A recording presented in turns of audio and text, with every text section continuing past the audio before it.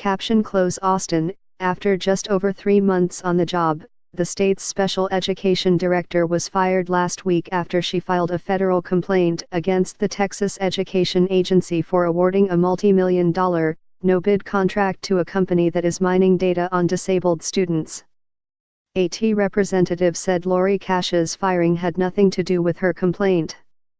Rather, said T spokeswoman Lauren Callahan, Cash was fired because of allegations that she covered up the sexual abuse of a 6-year-old girl in her previous school district. 2 former employees filed a civil lawsuit making the allegations in Oregon days before Cash was fired. The existence of allegations of this nature, given her roles and responsibilities, prevent her from carrying out her duties effectively in Texas, said Lauren Callahan, a T spokeswoman. Drive Cash has no business being in charge of special education policy and programming in Texas.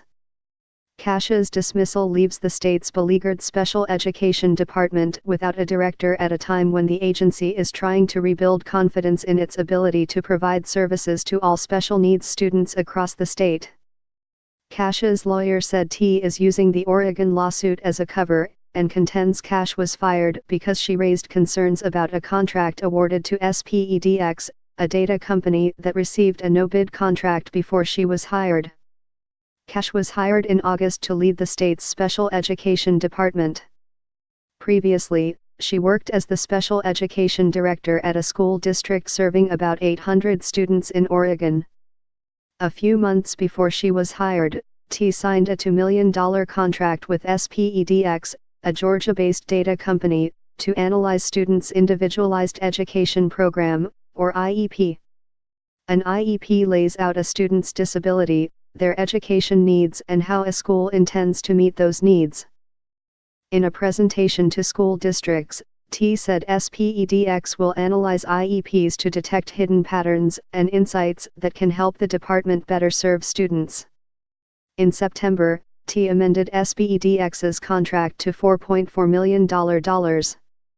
T says it did not put the contract out for bid because Data Project requires specialized software that only SPEDX can provide.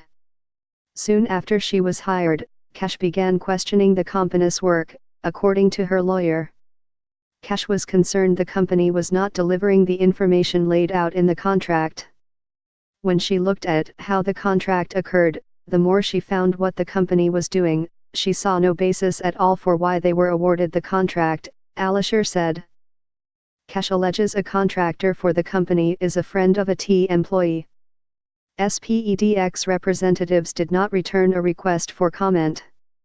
In early November, Cash received a written reprimand for accusing the Chief Deputy Commissioner of Academics, Penny Schwinn, of awarding the contract to a presumed friend.